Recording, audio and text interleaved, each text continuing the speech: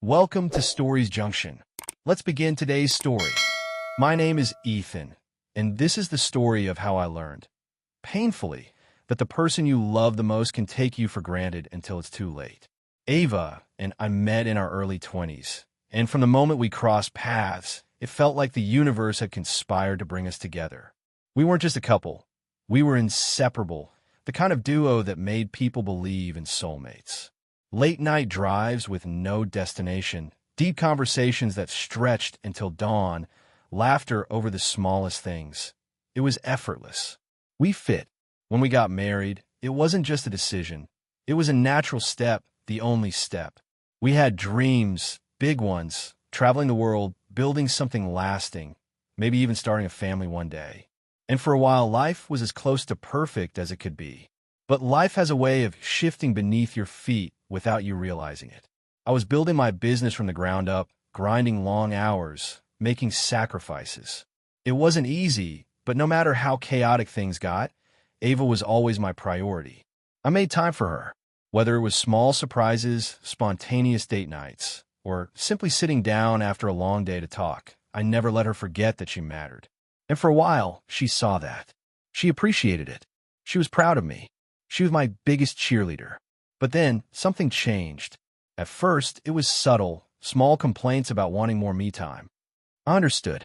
We all need space to grow, right? But it didn't stop there. Soon, it wasn't about self-care or personal hobbies. It became about something else entirely. She started saying she wanted to put herself first, and I thought that meant reading more, working out, doing things that made her happy. But that wasn't what she meant. What she really meant was doing whatever she wanted, regardless of how it affected our marriage. She stopped trying. She didn't care about our plans, barely even asked about my day. Yet, she still expected me to treat her like she was the center of my world. It was as if she wanted all the benefits of a committed relationship without actually being a partner. I told myself this was just a rough patch. Every marriage has them, right? So, I did what any loving husband would do. I tried harder. If something upset me, I tried to talk about it. But if it turned into an argument, I swallowed it down instead. I avoided conflict, thinking that if I could just be more patient, more understanding, things would go back to how they used to be. I started surprising her more, flowers, little gifts, that designer bag she had mentioned in passing. Anything to remind her that I was still here, still choosing her. But none of it mattered. She would thank me sometimes, but it felt empty. There was no real emotion behind her words. No genuine appreciation. Just a half-hearted smile before she turned her attention back to her phone. Then one night, she said it. The sentence that should have set off alarm bells, but instead left me trying to rationalize things even more. I need space. At first, I didn't question it. Maybe she just needed time to figure things out. So, I gave her what she asked for. I stopped pulling her close. I let her go out more. I let her have her nights. I let her do whatever she needed. But months passed, and instead of finding herself, she became more and more distant, more self-absorbed. It was as if she had rewritten our story in her mind, one where she was the protagonist, and I was just a background character, someone there to serve her, but not someone to be loved by her. And the worst part? She started acting like she was settling by being with me, like she deserved better. And that realization, it broke something inside me. To be continued. Loving someone who doesn't value you plays tricks on your mind. I started questioning everything. Was I not good enough? Had I changed? Was I the problem? I spent countless nights staring at the ceiling, trying to pinpoint the exact moment when I stopped being enough for Ava. But deep down, I already knew the truth. It wasn't about me. It wasn't about anything I did or didn't do. Ava had convinced herself that she deserved something, or someone, better. I told myself to be patient, that this was just a phase, a rough patch we'd eventually work through. After all, wasn't marriage about weathering the storms together? So, I kept trying. I ignored the gut feeling that told me she was slipping further and further away. I chose to believe in us, until the night that changed everything. That evening, I sat alone in our dimly lit living room, watching the clock as the minutes bled into hours. Ava had gone out again. It wasn't the first time, but something about this night felt different. There was a heaviness in the air, a quiet warning that I couldn't ignore. I waited and waited. Finally, close to 2 a.m., the door creaked open. She stumbled inside, the sharp scent of alcohol filling the room before I even turned to look at her. Her shoes dangled from one hand, her clutch barely holding onto her wrist. She didn't even glance in my direction. She just tossed her things onto the couch and walked past me like I wasn't even there. I exhaled slowly, steadying my emotions. "Ava," I said, my voice low but firm. She paused, her back still turned to me. "Do you even realize what you're doing?" I continued. "This isn't just about coming home late. You're pushing me away. I've been patient, but you're not acting like a married woman anymore." She finally turned to face me, and when she did, she rolled her eyes. Then she laughed, a slow, careless chuckle that cut through me like a blade. "Oh, please," she scoffed. "You think I need you?" Something inside me twisted painfully, but I didn't react. She smirked, running a hand through her hair. "Do you really think you're special? Plenty of men want me, Ethan. If you leave, I'll replace you tomorrow." I felt my chest tighten, but I kept my expression blank. She wasn't finished. She took a step closer, straightening her posture. "I'm done living by your rules. I'm done living by anyone's rules.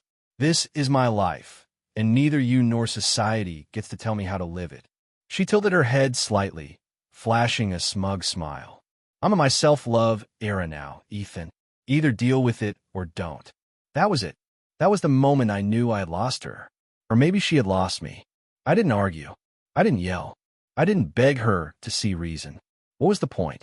She had already decided who she wanted to be, and it wasn't the woman I had married. So I did the only thing left to do. I let her have the life she wanted. And the next morning, I made a call to the best divorce lawyer in town. The next morning, I didn't hesitate. I searched for the best divorce lawyer in town, made the call, and set up an appointment. My hand shook slightly as I ended the call, but I ignored it. I had spent months, maybe years, convincing myself that I could fix things.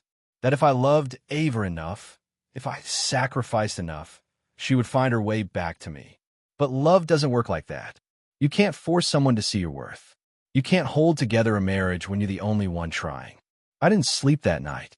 Instead, I sat on the couch, staring at the dark ceiling, listening to the slow ticking of the clock. I replayed Ava's words over and over in my head. Asterisk, you think I need you? Asterisk. Asterisk, plenty of men want me. Asterisk. Asterisk, either deal with it or don't. Asterisk. I had spent so long swallowing my pain, brushing off the warning signs, telling myself that this was just a phase. But that night, it all became clear. Ava wasn't lost. She wasn't confused.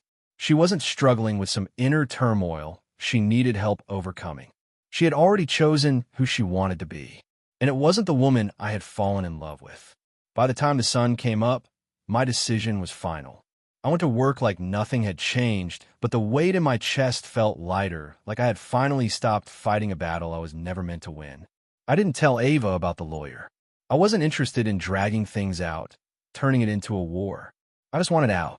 The process moved quickly, faster than I expected. Since we had no kids and our finances were separate, there wasn't much to argue over. She didn't even fight for anything. It was like she couldn't wait to be free of me. At first, that stung. I had spent years putting her first, sacrificing my time, my energy, my heart, only for her to throw it all away without a second thought. I expected some kind of resistance, some sign that she had ever cared about me. But there was nothing. She signed the papers without hesitation.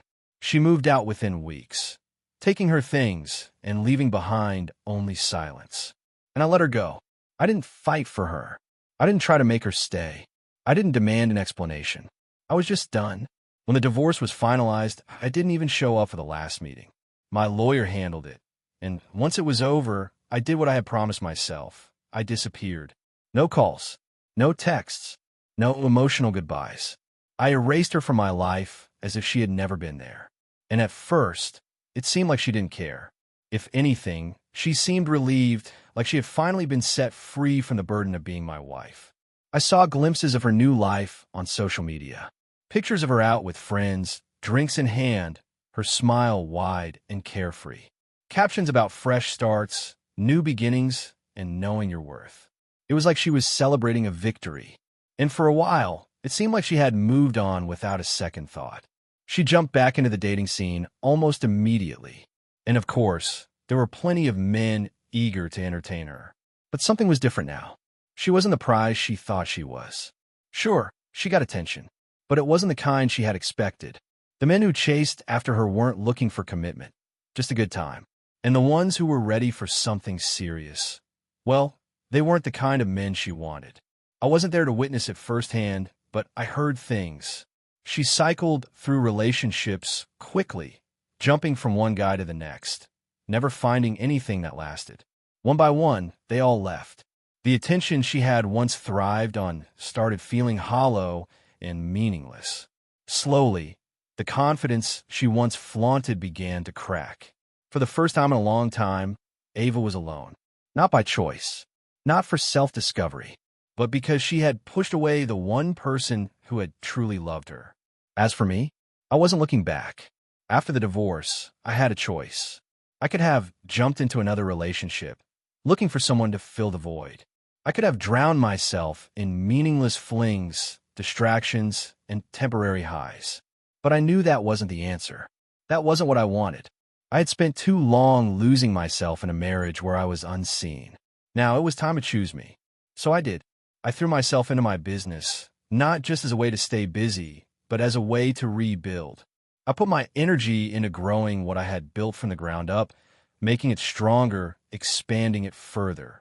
Work wasn't just work anymore. It was a reminder that I was capable, that I had a purpose outside of being someone's husband. Slowly, I started seeing results. My business took off in ways I had never imagined. Clients poured in, profits soared, and for the first time in a long time, I felt like I was in control of my life again. But it wasn't just about success. I focused on my health, both physically and mentally. I hit the gym, not to impress anyone, but because I wanted to feel strong again. I started eating better, sleeping better, taking care of myself in ways I had neglected for years. And most importantly, I healed. I accepted that some people will never appreciate you, no matter how much you give. I refused to settle for anything that didn't add real value to my life.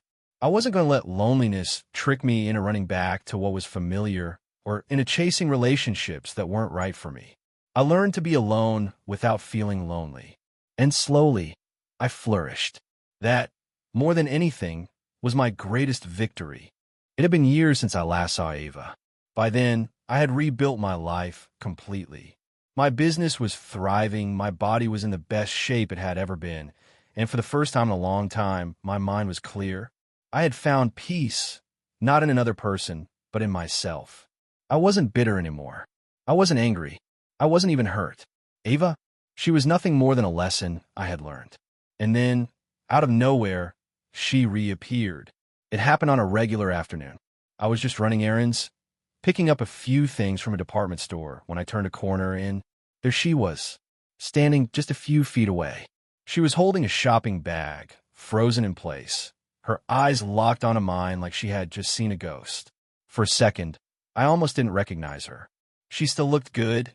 Ava had always taken care of her appearance, but something was different. The spark in her eyes was gone. The confidence she had once worn like armor had cracks in it now, fractures barely held together by forced smiles and empty laughter. She looked tired. Not physically. No, she still looked put together. But there was something in her expression, something hollow and weary. A second passed, then another. Then she spoke. Ethan. Her voice was unsure, hesitant, like she wasn't sure if she had the right to say my name anymore. I nodded, offering a polite smile. Ava, been a while. She let out a nervous laugh, tucking a strand of hair behind her ear. Wow, you look different. I shrugged. Yeah, life's been good. She asked a few questions, trying to keep the conversation going. How had I been? What had I been up to? I answered casually, never giving her too much, keeping it light. I wasn't rude, but I also wasn't giving her what she was hoping for. I had no idea what was going through her mind. Maybe she expected me to still be bitter. Maybe she thought I'd be struggling without her. But I wasn't. I was better without her. And I think, in that moment, she realized it. A few more minutes of small talk passed, and then she smiled. Uncertain, hesitant. Maybe we could catch up sometime? I smiled back. Yeah, maybe, but we both knew we wouldn't. A few days after that encounter, she reached out. It started with something casual, one of those meaningless, "Hey, it was nice seeing you the other day" texts. I hesitated before responding. My fingers hovered over the keyboard. Against my better judgment, I replied. From there, the conversation slowly picked up. Nothing deep, nothing emotional, just small talk, nostalgia creeping in, filling the gaps where anger and resentment used to be. And despite everything, I couldn't deny it. The feelings were still there. You don't just stop loving someone overnight, no matter how much they hurt you, no matter how much you moved on. But what I came to realize was that love alone isn't enough. The trust? That was long gone. One evening, after weeks of casual texting, Ava suggested we meet up. Just dinner, just to talk. A part of me wanted to say yes. I won't lie, I was tempted. But then I stopped and asked myself a question I had been avoiding this entire time. What was the point? What was I really looking for? An apology? Some kind of explanation? A chance to fix what was already broken beyond repair? No. Deep down, I already knew the truth. I didn't need her to give me closure. I needed to give it to myself. So I declined. Not with bitterness. Not with anger. Just as simple. I don't think that's a good idea. She didn't argue. She just responded with, "I understand." And that was it. For the first time in my life, I walked away on my own terms. I won't lie. There were nights when I still thought about her. When the memories crept in uninvited. When I wondered what could have been if things had been different. But I didn't reach out. And neither did she. Time passed. And with each passing day, the memories faded. The pain dulled. The weight lifted. And I finally understood something I wished I had learned years ago. Some people aren't meant to stay in your life. They come in, they teach you something, they change you, and then they leave. And that's okay. Because not every loss is a loss. Sometimes it's a blessing. After that last message to Ava, I made a decision. Asterisk, asterisk, I was done. Asterisk, asterisk. No more texts. No more what ifs. No more holding onto a past that had already let go of me. I deleted her number. Not out of anger. Not out of spite. But because I meant it this time. Our story was over. And it was time to write a new one. At first, I told myself I was fine. I had my business, my fitness routine, my friends. I kept myself busy, convincing myself that I had moved on. But the truth? There was still damage left to fix. Ava hadn't just walked away from me. She had damaged the way I saw myself. She made me feel replaceable. Like I wasn't enough. Like no matter how much I gave, I would never truly matter. And if I didn't deal with that, it would follow me into everything I did. So I did something I never thought I would do. I went to therapy. Sitting there, across from a stranger, talking about everything I had buried for years, it felt weird. At first, I hated it. I didn't want to admit that Ava had broken me, that her words still echoed in my mind, that sometimes, late at night, I still heard her saying, "Asterisk, I can replace you tomorrow." Asterisk. But as the weeks passed, I started seeing things more clearly. I wasn't stupid for loving Ava. I wasn't weak for trying to save my marriage. I was just a man who gave his heart to the wrong person. And that wasn't my failure. It was just a lesson I needed to learn.